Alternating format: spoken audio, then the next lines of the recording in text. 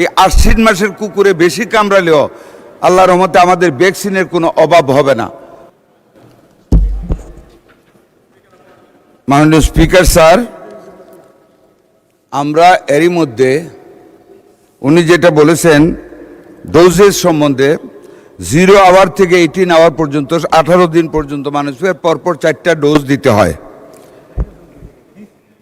আমরা মাননীয় স্পিকার এরই মধ্যে সারা বাংলাদেশের 3 স্তরে আমরা স্টক রেডি রেখেছি। শুধু এইটার না, প্রত্যেকটা ভ্যাকসিনের প্রত্যেকটা উপজেলা লেভেলে পর্যাপ্ত পরিমাণে ভ্যাকসিন আমরা রেখেছি অ্যান্টি র্যাবিস। আমাদের জেলাগুলিতে স্টক রাখা হয়েছে। শুধু তাই না মাননীয় স্পিকার, আমাদের পরিষ্কার নির্দেশনা রয়েছে যদি কোনো উপজেলায় দেখা যায় মাত্রাতিরিক্ত রোগী আসে এবং স্টক শেষ হয়ে যায়, পাশের উপজেলা থেকে ইমিডিয়েটলি ইউএইচএফদের কালেক্ট করতে হবে।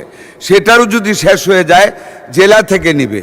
জেলার যদি শেষ হয়ে যায় ডিসি সাহেব এট দ্য স্পট সেই ভ্যাকসিন কিনে দিবে, যতক্ষণ না পর্যন্ত আমরা সেন্ট্রাল থেকে সিএমএসডি থেকে ভ্যাকসিন সরবরাহ না করি।